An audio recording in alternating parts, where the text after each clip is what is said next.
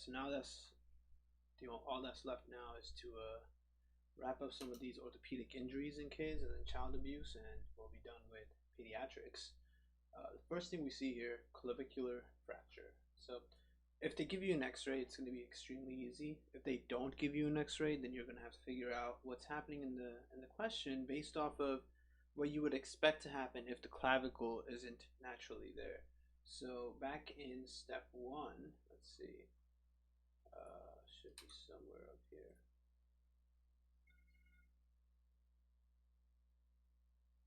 We had a picture we looked at where it showed which way the clavicle is pulling different muscles. Just not sure where that was. Let's see. So much to know with all the muscles, their attachments, which direction they're pulling different things. Clavicular fracture.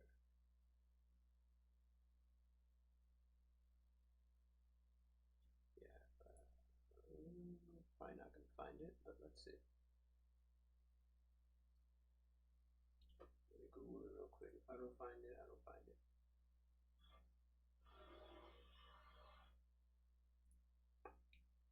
Alright, clavicular muscle groups.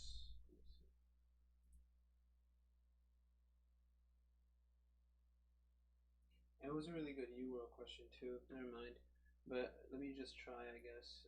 There was a UWorld question that had the clavicle, and it was showing which way different muscles were being pulled. So you can see that right there.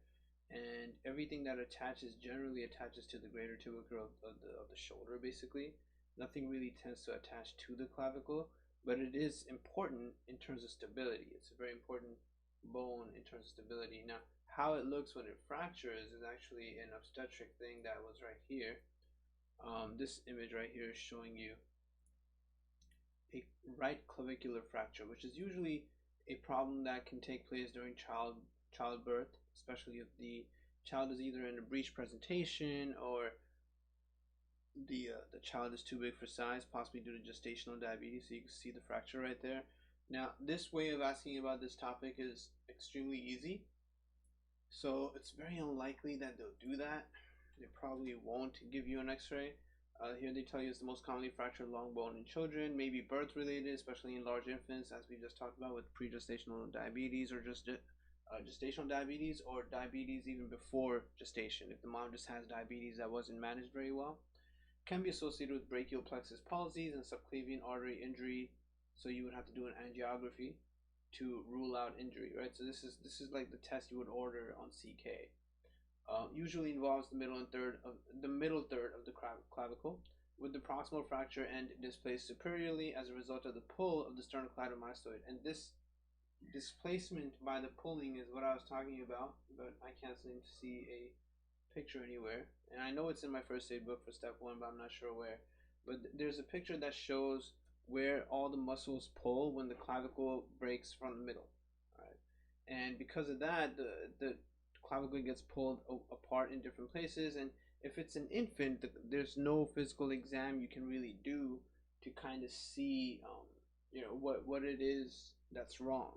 But generally speaking, of course, baby's going to be in a lot of pain. Baby won't stop crying, and if anything, you might notice some kind of changes in their shoulder placement when you put the baby down. And you treat it with a sling. You just want to reduce movement as much as you can. No real surgery per se, unless you do the angiography and you see that there is injury to the artery, right? Because there are a lot of blood vessels in the area, and the subclavian artery, which is literally subclavian, so right around the clavicle, usually under the clavicle, can be ripped, which of course would then put the baby into hemodynamic instability, and possibly the baby can even die. But all in all, this is not so difficult to identify. Very unfortunate how first aid acts very cheap in terms of putting pictures. Like, they clearly have a lot of space here to show you stuff. I'm gonna find pictures and add them later on, but obviously can't find them while streaming right now. But they're around. There's a bunch of pictures all over the internet that would show you, and I'm gonna find the picture that shows you which way the clavicle is being pulled upon breaking of the clavicle. The green stick fracture and the torus fracture, both of them which are right here, these two things were also discussed in step one. But honestly, I'm not sure if a lot of students really ever confidently understood what the heck any of them were, because I definitely didn't. The green stick fracture, they call it an incomplete fracture involving the cortex of only one side, so tension or trauma side of the bone, and you fix it with reduction and casting. Whereas the torus fracture is a buckling fracture, a buckling of the compression side of the cortex secondary to trauma. So the only difference between green stick and torus fracture is which side had the fracture. Otherwise, they're pretty much the same thing. In step one, first aid, that is discussed right up here. Let's see. In upper anatomy pathology.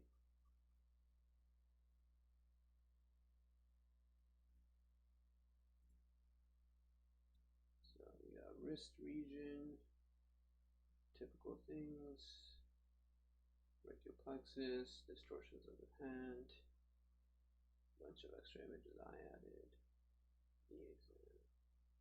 I hate how the first aid is organized. The logic in its organization is very minimal. Maybe it's in anatomy. Like sometimes they'll have pathology things in the anatomy area, even though it is clearly a pathology.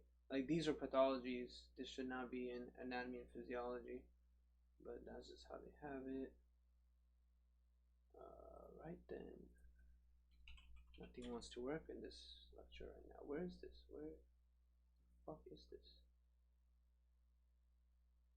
Did I not scroll to here? Alright, anyway. Green stick fracture, torus fracture. So you can see they obviously talked a lot more about it here.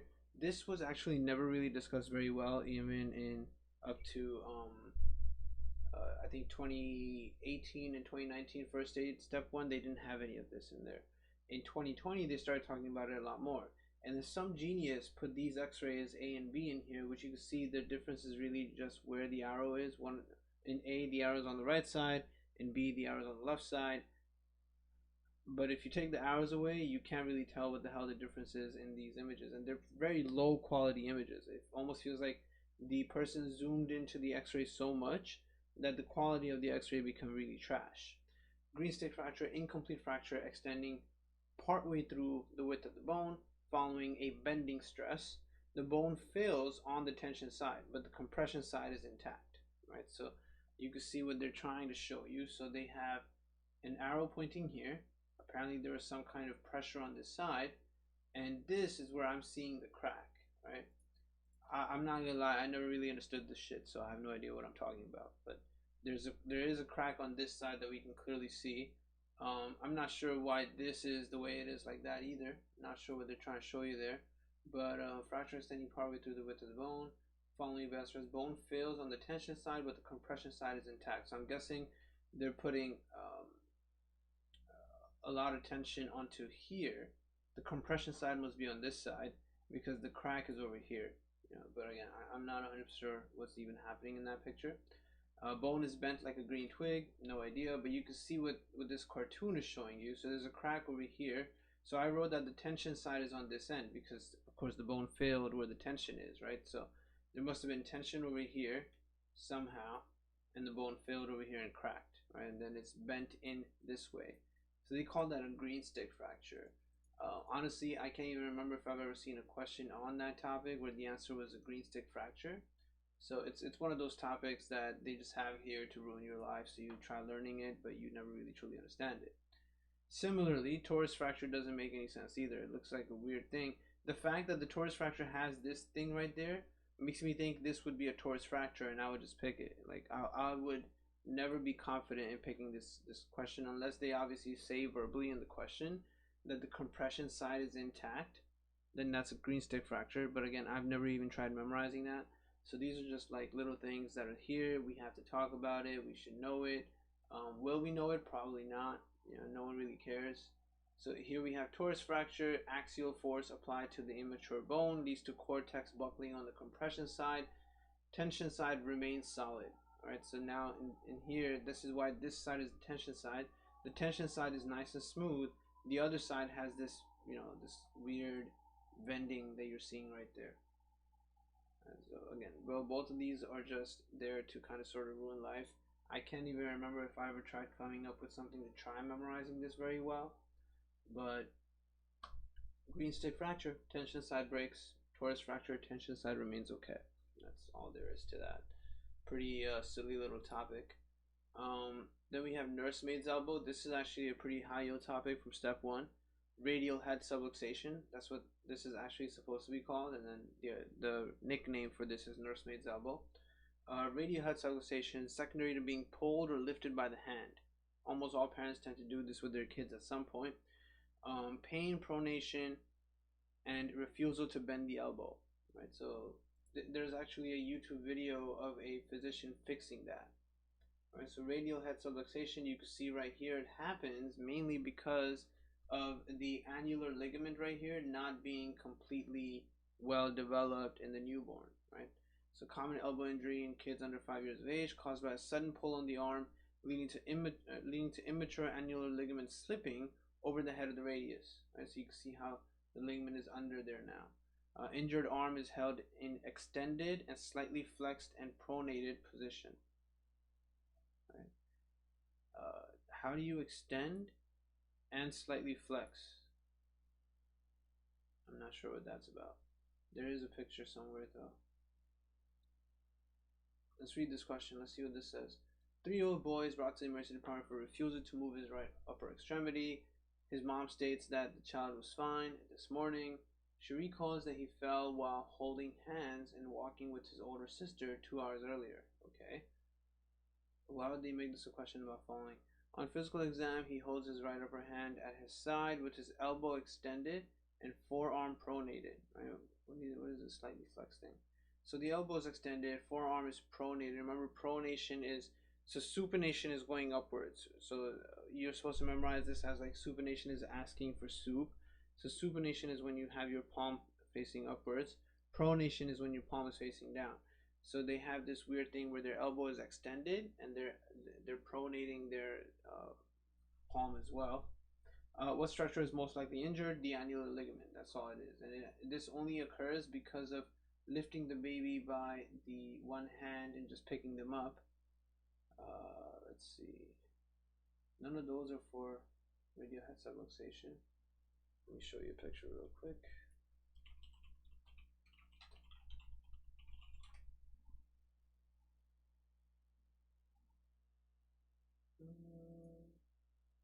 Wow.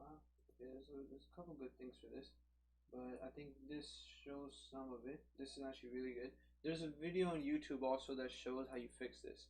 That was actually a question on a step 1 UWorld question, how to fix radial head subluxation, and they verbally described what you had to do, but very few people actually got it right. And then you watch the YouTube video and it just sticks to you because the physician is about to actually fix that in a certain baby in that YouTube video.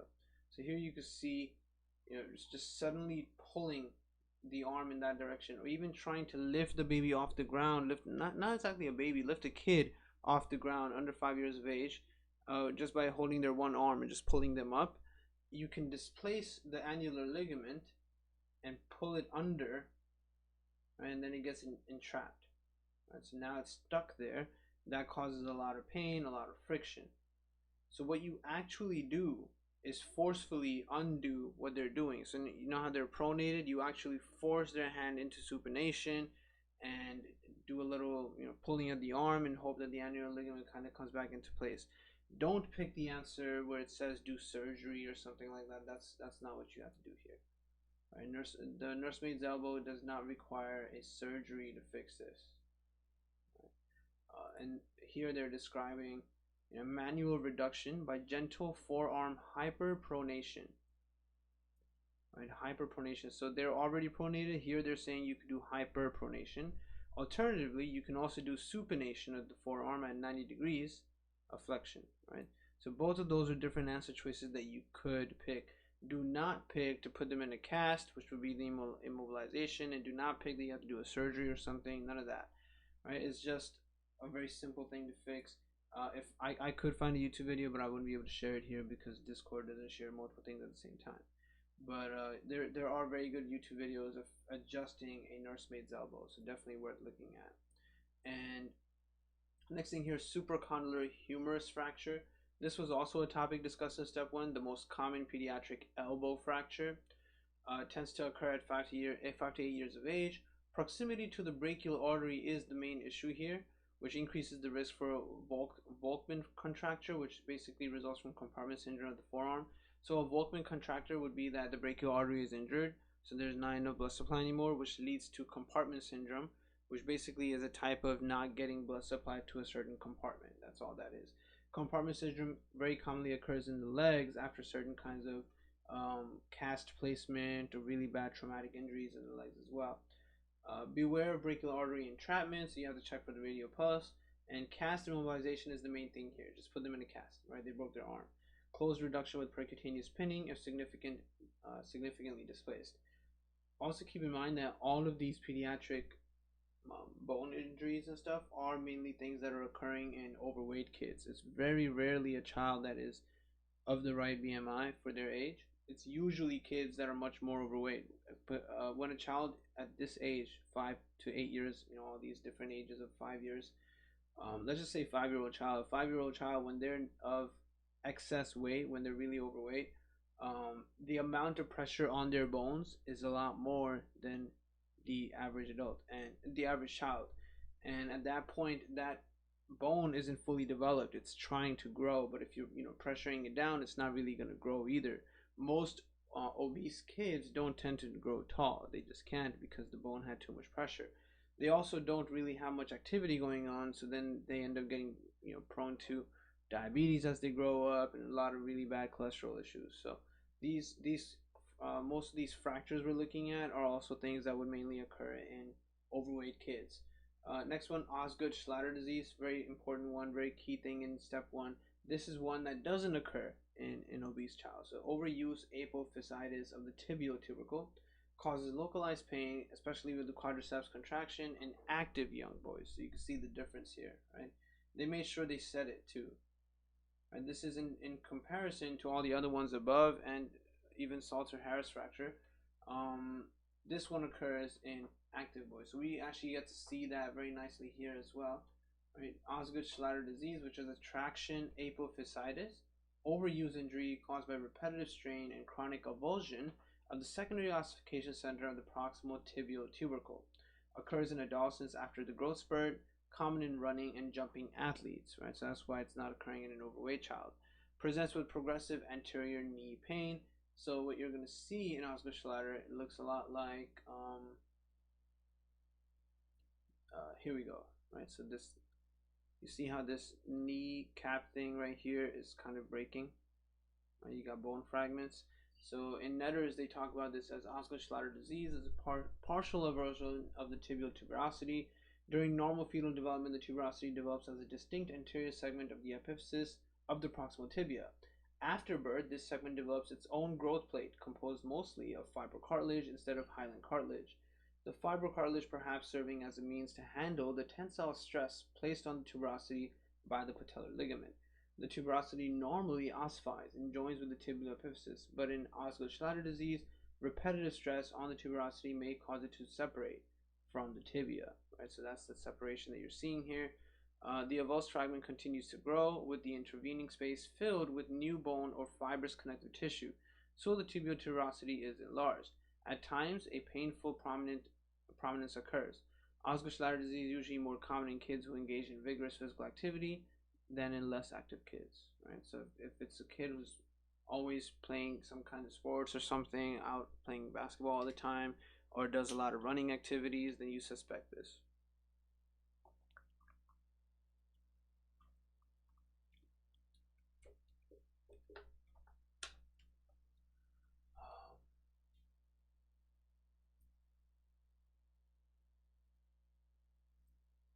This is the SIP capital question. This is actually pretty decent too. So you can see in the question they tell you it's an obese child, right?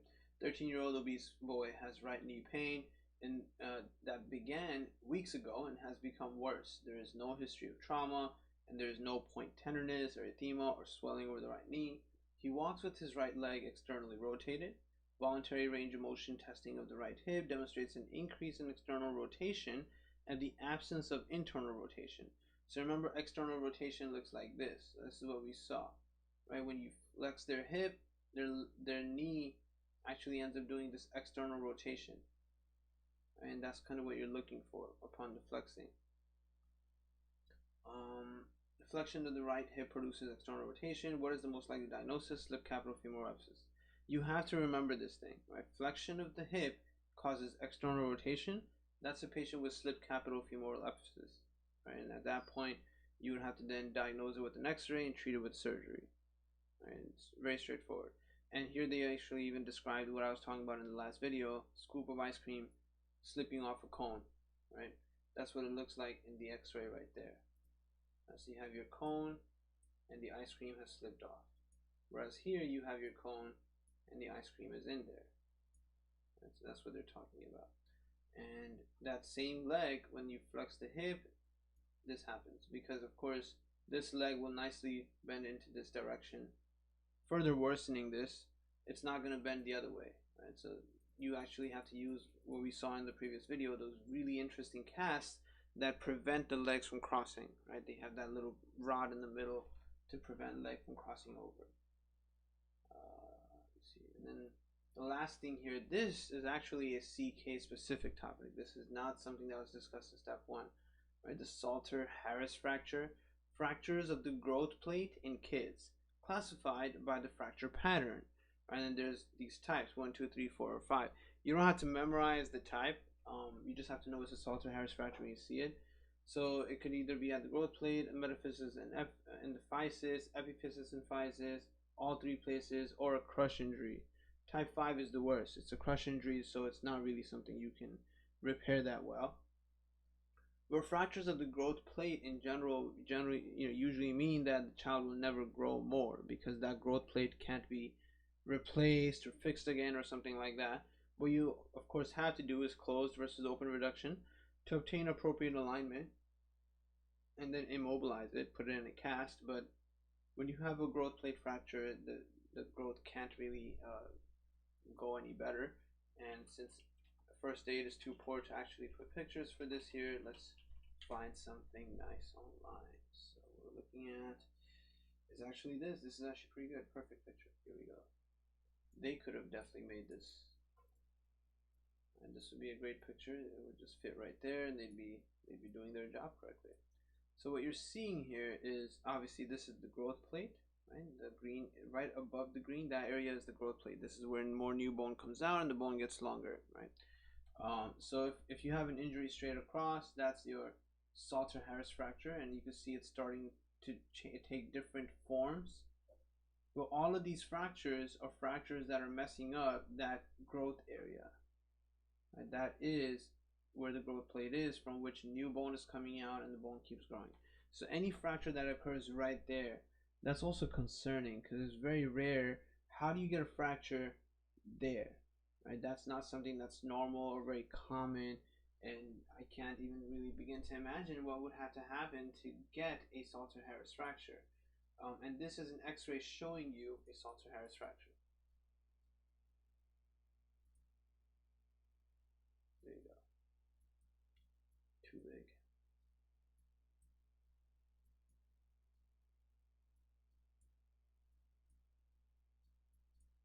So you can see right here, right, this arrow is showing you this fracture. It looks a lot like type S over here, type 1. And it's just going right across. So this kind of a fracture is ridiculously hard to get. Like, how do you get this? Right? Because usually when a bone fractures, it breaks in the middle, the skinnier part, not the ends, which are also at where muscles are. The end parts of the bones are also where the ligaments and muscles are attached. So they're not really that prone to breaking that easily.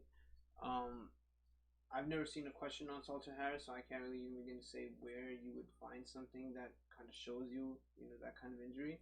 This is another one showing you type 4. So you can see here, the way this is broken is looking a lot like the type 4 fracture right there. Sorry, type 3 or type 4, either one actually, it depends. Right? The way this is going linearly, I would say it's type 4. Breaks down the entire corner right there. And of course you'd have to put this back and then do, so surgically put this back and then do immobilization with the cast. So these fractures are very unique in the sense that they're just related to the actual growth plate. So it's a good question. Like, you're never gonna get this wrong because you're just gonna think of the growth plate being messed up. That's it. And whether it's type 1, 2, 3, or 4 is really not something that you have to worry about memorizing too much. Um, just remember type 5 is the crush one. So type 5 is the worst one to get. The others are so similar in type that there's really not much you can do to memorize them. So type 1 is right at the growth plate. That's easy to remember. Type 2 involves the metaphysis and the physis, but again, it looks very similar to type 1. Type 3 is the epiphysis and physis because it goes to the end of it, so the end parts of the epiphysis. These are just different parts of a bone. All the bones have this labeling: the epiphysis bone, the metaphysis of the bone, and the general physis of the bone where the growth plate is. But again, you don't have to waste too much time memorizing them. Just remember type 1 is the growth plate and type 5 is the crush injury. Right, so usually when you see these kinds of fractures in any question, you want to, any of these pediatric fractures, any one of these pediatric fractures, you want to consider for a little bit child abuse. It's something you want to keep in mind because it's very hard to get some of these fractures, especially if you're taking care of your child. It should not happen. If the child is athletic, then that's a different case scenario. But if the child is not athletic, doesn't play sports, usually stays home, or isn't even of the age to be athletic, then how did a bone get fractured, right? Then you want to consider child abuse, which leads us to our last topic here in pediatrics: child abuse, right? Now, there's a lot to know about child abuse and about child care in general, a lot more than what they actually show here. But let's take a look at it first. So child abuse, also known as non-accidental trauma, includes neglect and physical, sexual, and psychological maltreatment of kids. And keep in mind what I mentioned in the last video, that if a woman can't bring their child into the hospital, if either one of the parents can't bring the child into the hospital because the other parent is abusive and is preventing the parent from bringing the child to the hospital, then you have to report that to Child Protective Services, right? You don't report the fact that there's an abusive parent or something, or that there's some kind of problem going on between the two, husband and wife. The thing you do report is the child is not getting the correct care that they need, because I guess you can see it in the question that two parents are having abusive problems. Suspect abuse if the history is discordant with physical findings, or if there is a delay in obtaining appropriate medical care. And this is what I'm talking about right now, right? They took too long in bringing the baby in, bringing the child in. Here, the child is the patient. So if they take too long to bring the patient in, and this is not a patient that can come by themselves because it's a child, then that is child abuse, right? It doesn't matter what the reason is. Certain injuries in kids, such as retinal hemorrhages and specific fracture types, are highly suspicious for abuse. In general, any fracture type on step 1, when it occurs in a pediatric case scenario, is suspicious for abuse. You need to turn on that abuse X-ray vision to really see it in the question. Evaluate the question for abuse. If it doesn't sound like abuse at all in the question, and it's a fair fracture that did really take place, then it's just a fracture, and you move on. Suspect abuse if the story is not consistent with the injury pattern or with the child's developmental age. For example, take note if the parents claim that their 2-month-old child rolled off the couch, right? You may not know this because you've never really played around with a 2-month-old baby, but 2-month-olds cannot roll yet, right? A 1-month-old and a 2-month-old are not that far apart from each other, and they're stationary. When you put them down, they're not going to try rolling. They move their arms and legs and they cry and wail, or they go to sleep, but they don't roll. So when a 2-month-old child apparently rolled off the bed and fell, that's a lie, right? And never straight up tell the patient, oh, you're lying to me. Don't pick that answer if it's an ethics question like that. You simply go off to the side, say you'll be right back, and then call Child Protective Services. You don't let the patient go home. Don't let the parents be like, okay, I'm leaving now. No, you can't. I mean, if the woman, if either of the parents really tries to run away and they run away, fine, but they can't take the kid.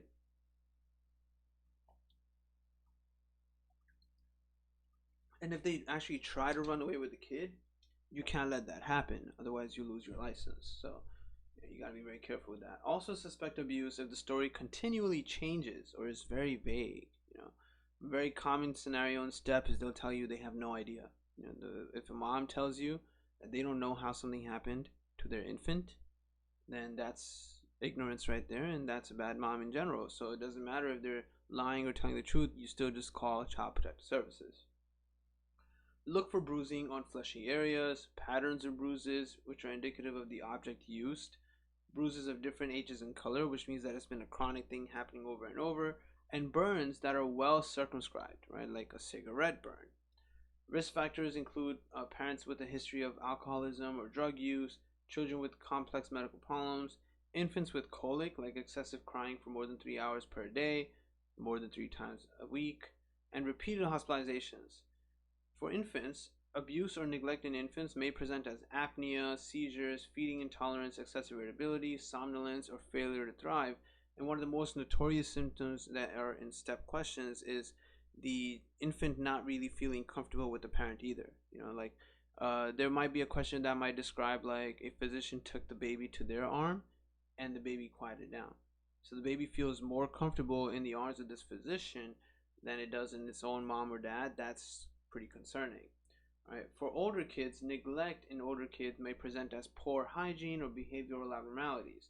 No child should ever be going to a doctor looking like shit, with their hair all messy, looking like they haven't showered in a day or two, no brushing, stuff like that. If a child shows up with poor hygiene to your clinic, then something's wrong and you need to investigate further, right? Because no parent should be taking their child to the clinic with poor hygiene. And then behavioral abnormalities are concerning for multiple things, right? Either you're thinking some level of autism spectrum and then you have to evaluate and it's not child abuse, or it could be that the child is acting this way because of the result of child abuse. So then both case scenarios, of course, you have to be concerned and check for what's happening. So here we're going to see now some different things that could be presented to you, hopefully not in the real world. I hope none of us actually have to see any of this, but in questions you can definitely see this. So presentation and things it mimics. Okay, so the things it mimics are not abuse, but the presentation does mimic the abuse thing. So what you're seeing here, bruises, right? Most common physical finding, often located on the head and torso, may be in pattern reflecting implement, like a hand or a belt, right? Depending on whatever they used. It could be something more like a bat as well. This bruises, of course, mimic other things. So what you're seeing in this image A here are Mongolian spots. It's a form of, this itself is also a form of cupping, if anything, right? So coining and cupping, alternative treatments in certain cultures, and then a bleeding diathesis. So bleeding diathesis, let me see what I can find for that.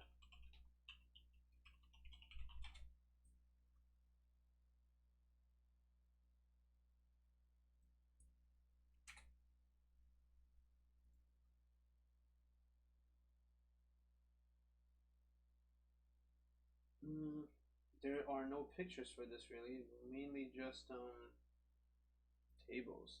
But it's supposed to look like, when you're running and you slip and fall and then you scratch your knee, that's basically a bleeding diathesis.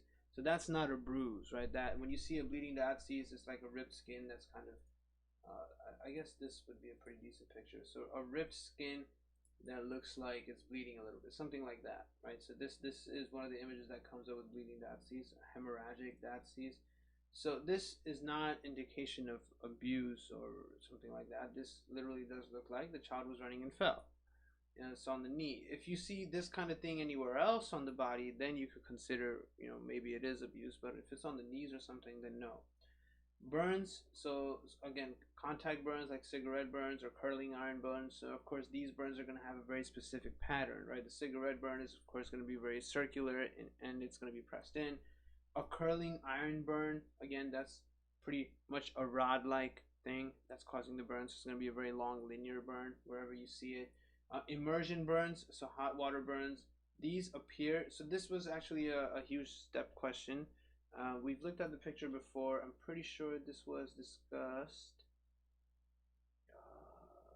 Not sure what chapter that was. I can never tend to remember. No.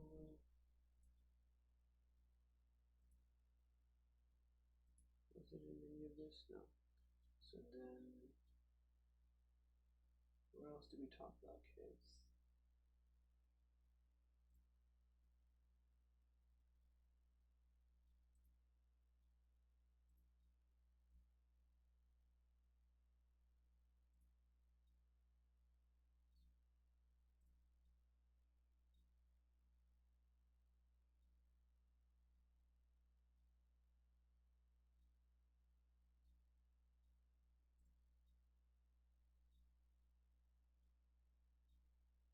Somewhere in the book, there's a picture that shows you exactly what we're talking about right now, which is the type of burn injury that you're supposed to look for to really think, oh shit, this is definitely a child abuse case scenario. So what you're gonna see is it's an immersion burn. So you actually hold the baby just like it's showing in this picture, right? You hold the baby by the armpits, under the armpits, and what happens in an immersion burn is whoever's doing it is basically trying to harm the baby by kind of dipping the baby into really hot boiling water. Now, when you do that, that burn that occurs, first of all, you can imagine as you're dipping the baby, of course, the butt is going to get burned, right? And then the baby's going to flex their legs in, right? Because they're like really trying to save themselves or whatever. So you actually get sparing of the flexor surfaces, which means that behind the knee, in the popliteal area, it's going to be spared, no burn whatsoever. There's going to be a stocking glove distribution because, of course, their feet will be dipped in, but not everything. In fact, what that picture actually had was that the baby was being immersed, right? So you have this, you have the butt, you got this happening with the knee, and then the foot, okay? So now all of this is in the water. Okay, so you see how this area is not going to burn? So you would get a really bad burn on the butt, a really bad burn here, but the flexed area in between, behind the knee, does not burn because the baby's trying to save themselves. And then, of course, they're going to give you the question that, oh, yeah, I left the baby in the hot tub and the baby turned on the hot water. Like, no, that's a lie, right? And if the baby did turn on hot water, it would burn in a different way where even the flexed areas would burn, not just this specific method of burning, right? So there's a step two question in UWorld somewhere, which is also in the book somewhere, because I'm pretty sure child abuse is discussed in another section. I'm just not sure where.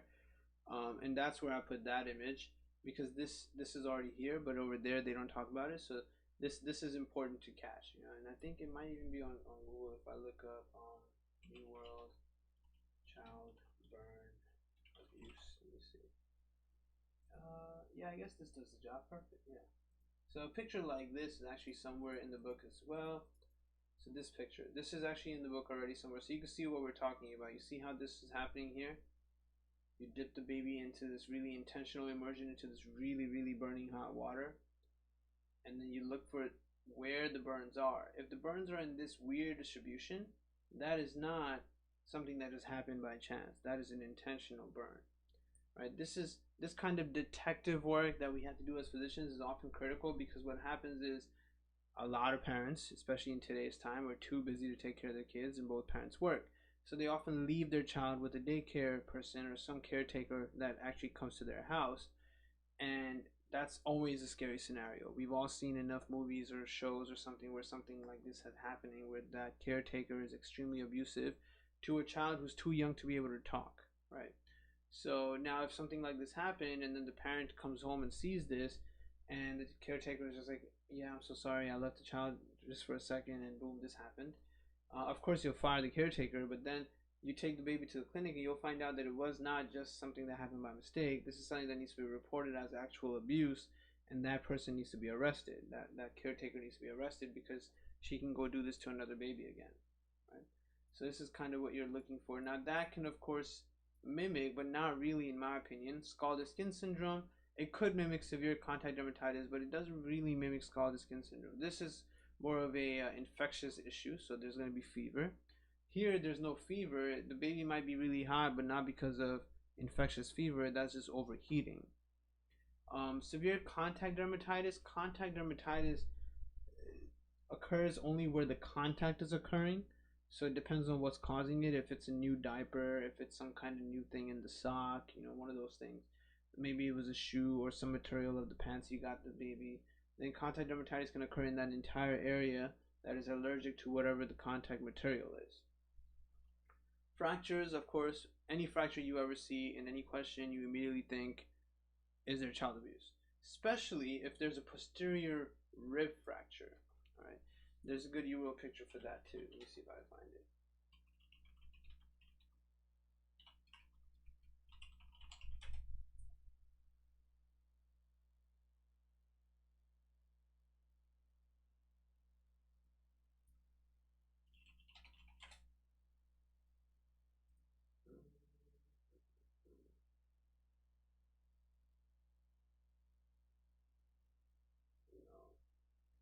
Is it showing the same picture again that we just looked at?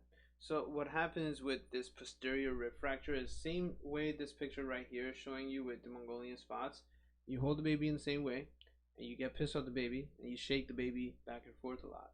And in doing so, you're digging your fingers in behind the baby into their rib, right, coming off of the spinal column, and it fractures. In fact, you can even fracture it in the front with your thumbs, depending on how much force you're shaking the baby with.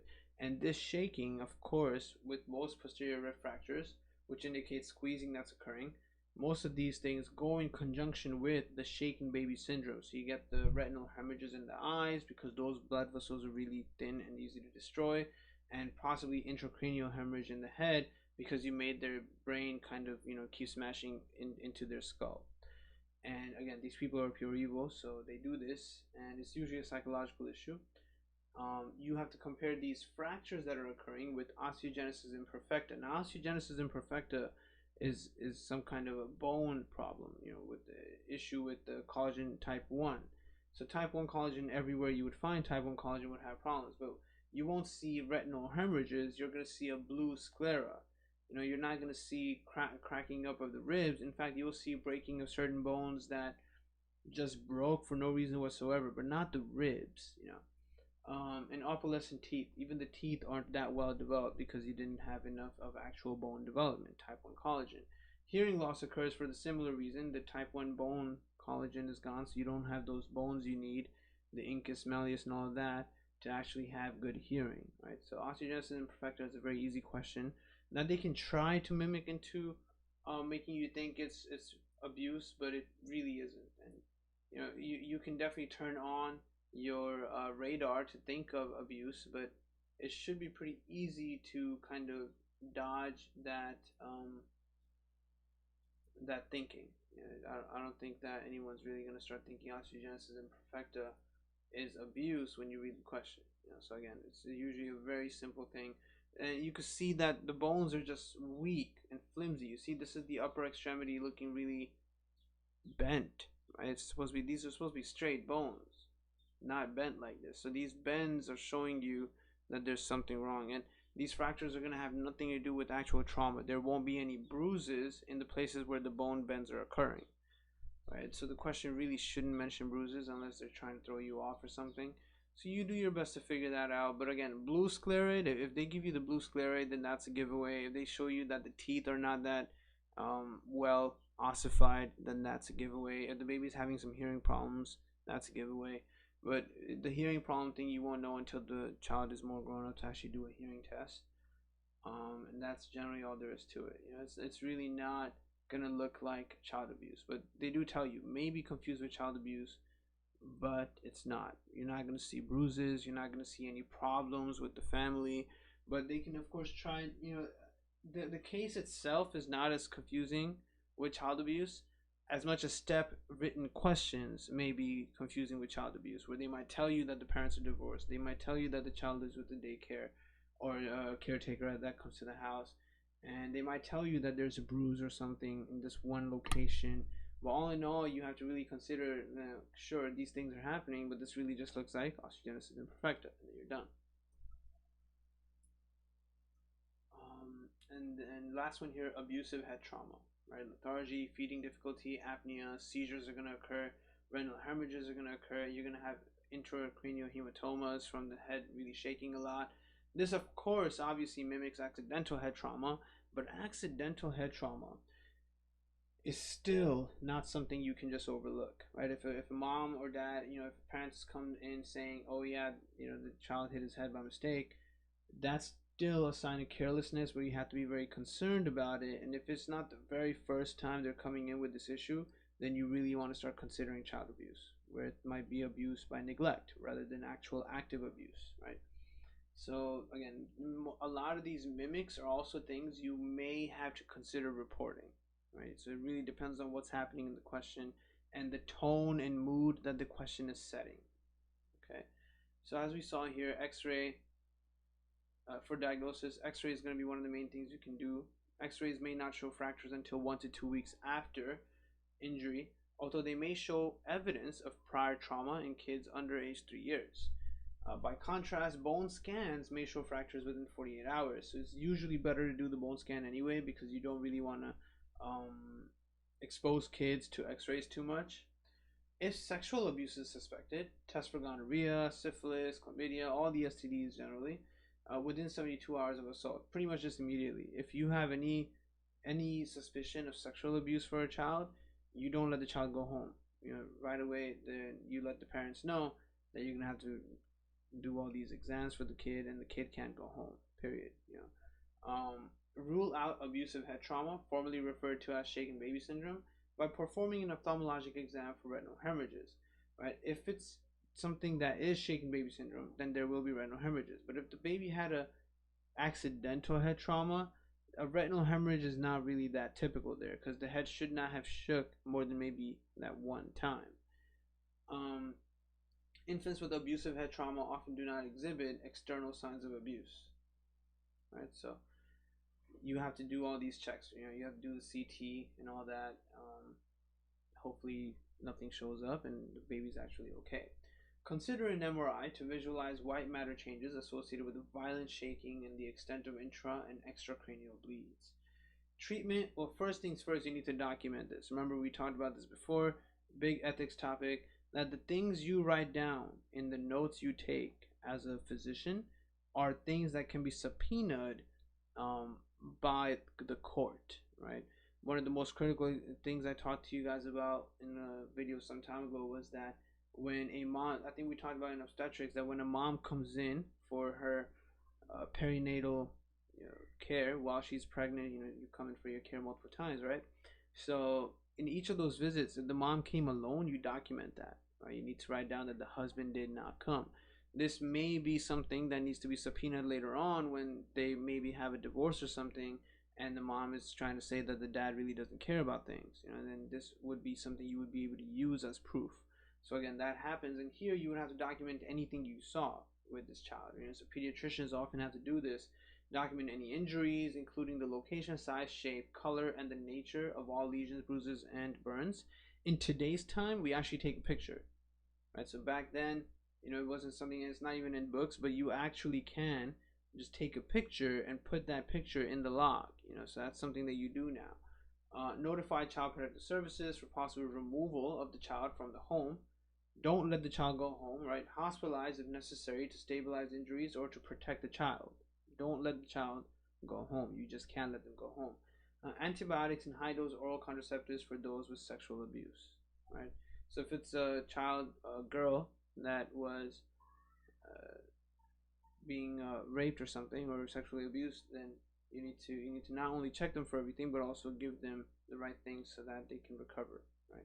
And of all of these things, you can heal everything all you want. The one thing you won't be able to heal is the actual mental trauma that occurs. That's the biggest part. That requires therapy, and that requires a lot of actual working with the patient. Last thing here, well child care. So all of this here, the rest of this stuff is generally things you want to sit and read on your own in pretty good depth. It's mainly just understanding. There's not much for me to break down here. Just anticipatory guidance. These are things that pediatricians teach the parents when they come in. Like, oh, we're about to have a child. Here are some things you should know, right? So an important aspect of every well child visit, commonly tested advice, includes the following: keep the water heater at under 120 Fahrenheit. Babies should sleep on their backs without any stuffed animals or toys in the cribs.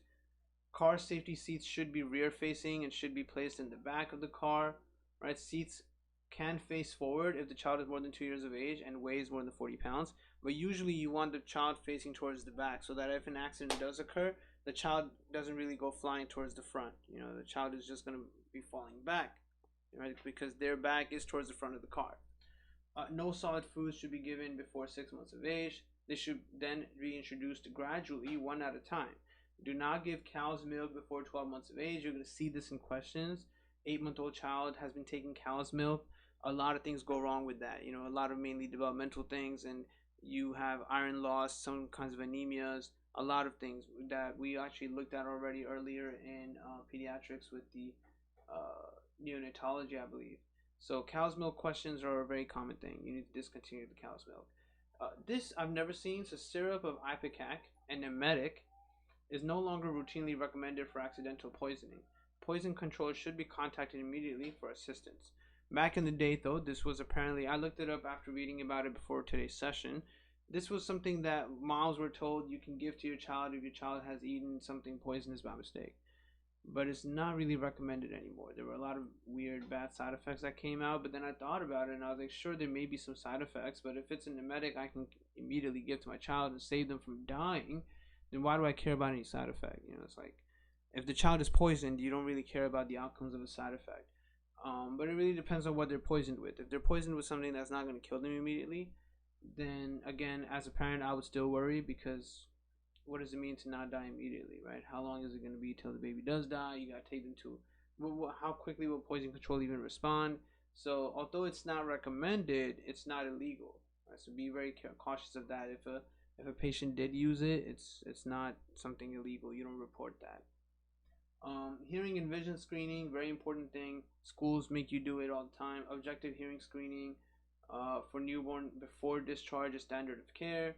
Objective hearing screening is indicated for children with a history of meningitis, any torches infections, MMR infections, and recurrent, measles, mumps, but not necessarily rubella, I guess. So just, rubella is here too. MMR, so all MMR infections and recurrent otitis media, right? If you have a child who's gotten recurrent otitis, so recurrent otitis media is pretty common. All of us had an ear infection at some point after we were born, but to have it 3 to 4 times within the same year, that's not good. Okay, within the same year, once it's normal, twice is understandable, any more than twice is concerning. So if it occurred multiple times, that's not good. Otitis media is common, not the recurrent aspect of it. So any of these people, you need to do hearing loss test. The red reflex, which is the eye thing, should be checked at birth. This was also discussed when we looked at oncology earlier, right? If it's missing, then that's a problem. Leukocoria, which is a white reflex, is indication of possible retinoblastoma, congenital cataracts, or retinopathy of prematurity. Retinopathy of prematurity actually occurs when you try to give a premature baby oxygen too early, too much oxygen too quickly. We talked about that topic, oxygenation, when we looked at neonatal respiratory distress syndrome. And you give a baby oxygen too quickly, that can cause retinopathy or prematurity, right? So it causes a couple issues. The retinopathy is only one of them. Strabismus, ocular misalignment, is normal until 3 months of age. Beyond 3 months of age, children should be evaluated by a pediatric ophthalmologist and may require corrective lenses, occlusion, and or surgery to prevent amblyopia, which is suppression of retinal images in a misaligned eye, leading to permanent vision loss, which obviously no one wants. Treatment of strabismus includes occluding the normal eye with an eye patch, and this is also a question. Right? So there's a question on step 2 UWorld, which most people got wrong because they never really paid attention to this. This is why I'm telling you that you need to read these things in good depth and make sure you pay attention to what they're teaching you, because this is literally a question. You get a baby with strabismus, maybe 4 months old, one eye is kind of not really aligned with the other eye. So what you do is you actually cover the good eye. Cover the good eye, right? This is what they're saying, right? Occlude the normal eye with an eye patch. You cover the good eye and force them to move their misaligned eye into alignment. That's the treatment for strabismus, right? So that's an answer choice you'll see. You pick it, very easy, very straightforward. Not so easy if you didn't read this and pay attention to it. And then childhood vaccinations, of course, you have to know all the vaccination shit. There's a lot with that. The general most difficult question is, what do you do when parents tell you that they don't want to get their children vaccinated? Besides cursing them out in your own head and just being mad at them in general, if a child's parents don't want their kids to be vaccinated, the number one most important thing you have to do is to tell the parents, hey, you should get this done. Break it down for them why they should get it done. And then the number two most important thing to do after that is to document the fact that you told the parents what they should be doing. They have been fully advised and they have decided to reject vaccination. You need to write that down. That verbalization, that note taking, very critical, because now if tomorrow the baby gets rubella or something and then the baby dies, they can't sue you, because that's going to be a very common thing, right? You don't vaccinate the child, then the child gets one of the infections that they weren't vaccinated against, they die. Now the parents obviously want to try suing you for not vaccinating them because they think they're clever. As long as you have the notes there, they can't, right? So these notes are literally like all you have as your proof of how you're doing your job. Other than that, the rest of this is just telling you about the fact that you should be giving vaccinations. Another tricky question I saw was, there's a question that said, a child is born premature. So instead of being born, typical 39, 40 weeks gestation, the child may have been born at 33 or 34 weeks gestation. They asked, how should the vaccination be planned for this child? Should you wait until the 40-week period is reached and then start vaccinating? Should you just start vaccinating now? What do you do? So you proceed with vaccination with normal timing. You don't do anything weird, So for example, one of the answer choices was saying that if a child is born at 33 weeks, you wait till they reach their 40 week, right? And then from here proceed with vaccinations. That's stupid, right? First of all, imagine how much work you would have to, first of all, one day mathematically figure out what day is going to be the 40-week period, and then from there start doing the vaccinations. But you're literally causing the baby to go through 7 whole weeks of not having that immune system, on top of which the child already doesn't have that good of an immune system anyway because they were born premature, right? So you start vaccinations right at the beginning. When they're born, you just act like they were born at the right time and you do routine vaccination. No special waiting or anything like that, okay? They're going to really try to trick you into saying wait and start vaccinations a little later, baby's so weak, blah, blah. No, a vaccination is powering up the baby, not exposing the baby to something that can worsen things, okay? So those are some things you have to care about. Lead poisoning, I'm not sure why this is here in this section, but we talked about lead poisoning big time when we were in step 1 hematology, looked at all the different things that occur. Usually the case was significant for anyone living in a house built before 1978 in America. There are many houses in America that are still around that were built in 1960s and stuff. Let me just make sure about that year. Let's see, lead poisoning. Right here. 1978. Any house built before 1978 had lead paint in it, okay? But in America, there are actually many houses that were built in 1960, 1920. They're still around. And anytime we do paint jobs, right, we do it on top of the paint that's already there. So when the paint peels, you actually can peel paint from the inner layer as well. So it's a very common thing to have this paint around. It's just, what kind of parents are you if you didn't really notice your child ripping paint and eating it or whatever? So at that point, you start considering what the hell is happening. Now, generally speaking, remember treatment, EDTA, right? Calcium disodium edetate, Darmacaprol, or of course Succimer. Any of these things to help get rid of the lead and fix them up. Children are usually asymptomatic. With high levels, they present with irritability, headache, hyperactivity, may present with some GI symptoms like abdominal pain and constipation. But generally speaking, if you see the peripheral neuropathy, that's usually a giveaway. That's usually a great sign to tell you that there's something wrong and there is lead poisoning. But it's the adults that are usually more symptomatic. The adult presenting with vomiting and stuff is more significant. So they tell you here, children, mental deterioration is the key thing. With adults, you get headache, memory loss, demyelination, really bad tummy pains as well. And you start thinking what's happening, and it's lead poisoning. That's all it is. There was actually another topic for lead, you see, what are they mention it here?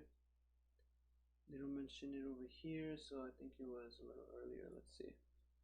The lead lines are a big deal. You want to look for those lead lines. It's in the bone right there.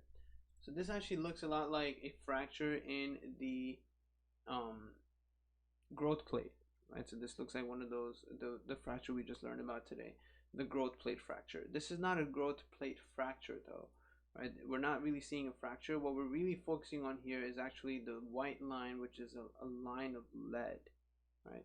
So lead lines on the gingivae and on the metaphyses of long bones on x-ray. So here you're seeing the lead on the gingivae too, right? So it's obviously something that's really big, and whoever, how do you even get to this point? So there must be like lead floating around in the air in this house or something.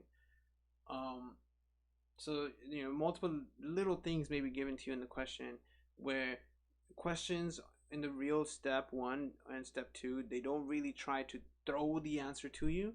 They throw hints at you in such a way that if you already built a suspicion for that answer choice, you'll catch it. Otherwise, you'll possibly fall into the wrong suspicion and start thinking of the wrong things from the scenario they're painting out for you. So you got to be very careful. Do a finger stick test as an initial screen. If elevated, then obtain a serum lead level. CBC and peripheral blood is very obvious to do because then you see these things, right? Basophilic stippling, giveaway for lead poisoning, very easy. This you don't really need to know too much, right? So what they're showing you here is blood lead levels. If it's less than 5 micrograms per deciliter, then you need to do a family education session and annual testing of blood lead levels. You need to let them know about this thing. If it starts to be higher than that, retest again and remove any sources of lead exposure from the house. Let them know is there lead in the house, get rid of it.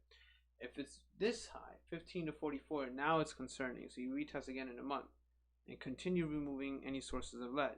So you can see how this is looking really stupid. Like, I don't get the point of this.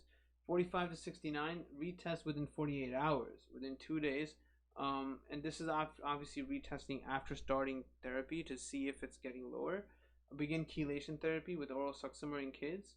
And then if it's more than 70, retest within 24 hours. So basically the point is, if it's really, really high, you need to start therapy and retest if it got lower ASAP. That's all this is teaching you, right? So you don't need to waste time memorizing specific numbers or anything like that. And this here is just a singular question on a topic that isn't really discussed too much. It is in the book, but they don't really talk about it too much. It's called charge syndrome, which has these 2 key symptoms in it that are a giveaway. Either one of these 2 things can occur in any child who may have initially presented with some other issue. And when you see one of these 2 things, you think of charge syndrome, and then you pick that as an answer choice. And if you didn't think of charge syndrome, then hopefully it is an answer choice. And then when you see it, then you should reevaluate the question and consider charge syndrome. This is a newborn being evaluated in the nursery for respiratory distress. Born an hour ago at 37 weeks gestation via spontaneous vaginal delivery to a premagravid mom who had scant prenatal care. So she did not have good prenatal care. Delivery was uneventful. During skin-to-skin contact, the mom noticed his face turn blue, which is weird. We talked about this earlier, that skin-to-skin contact is an actual therapeutic thing you're supposed to do to help the baby breathe better and feel less blue. But for some reason, during the skin-to-skin contact, the mom is actually noticing the baby turning blue, which is the opposite end result. He was stimulated and began to cry. When he started to cry, his color actually improved. Weight, length, and head circumference are fine, right? Vitals are okay. Pulse ox is okay. As the crying stops, the pulse ox actually starts to decrease. So now you're really curious what the hell is happening. A 5 French catheter is unable to be passed through with either nares, just like this. Right? So you're seeing how this is the 5 French catheter. They sent it in and turned back. Why? Because there's a bone here that you're going to have to do surgery for. You're going to have to break that. Okay, there's a bone here that's stopping the baby from breathing from the nose. This is not that uncommon. This is actually something that occurs. It's not super common, but it's not extremely uncommon either. And this is a pretty problematic surgery, but very easy to do, and you actually do it through the nose as well. That's actually the number 1 thing they'll have to tell you in a question to give away charge syndrome. All right, so you just think of that. This is called choanal atresia. It's not open. They can't get through. This is why when the baby's crying with their mouth open, they're able to breathe, right? They're breathing from the mouth. This is why the baby was turning blue when they're not breathing through the mouth. Can't breathe through the nose at all. But naturally they try to breathe, and when they do, air just goes, circulates in here and comes back out. It's not real breathing, so they actually kind of sort of choke. You might see choking spells. The ears are short and wide with no earlobes, right? So they messed up in the picture here by showing you earlobes. There would be no earlobes. Um, the right eye is as shown in this picture, okay? Oropharyngeal exam reveals a cleft palate, which isn't necessary. It can happen, but it's not a major like part of Char syndrome. He has a loud, harsh, holosystolic murmur, best chart at the left lower sternal border, which makes you think of VSD. The testes are not palpable. The skin and extremities appear normal. What's happening? All right, so this is Char syndrome. He has bilateral cranial atresia, which classically presents with cyanosis at rest or with feeding, and improvement with crying. The inability to pass a catheter beyond the proximal nares is the key feature there. Although cranial atresia can be an isolated finding, diagnosis should prompt consideration for some of these other things, right? So heart defects, coloboma, atresia, choana is the main thing we found here. Retardation of growth, genitourinary anomalies like his testes not being palpable, ear abnormalities, and then some of the other things you could find. Where this baby had the cleft lip, you could also have anosmia, hypotonia. Just because of anosmia, you don't want to fall into Kallmann syndrome. Remember, Kallmann, one of the key things of Kallmann was the anosmia. Don't fall for Kallmann syndrome just because they gave you anosmia in the question. This question didn't give it to you, but it could have been there.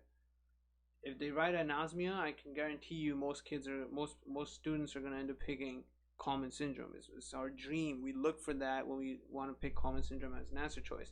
But Kallmann syndrome doesn't have these other features, so you shouldn't be picking Kallmann syndrome, right? And this eye thing is a pretty key thing too. Right? So this is the coloboma we're looking at. Right? Coloboma is a hole in one of the eye structures like this.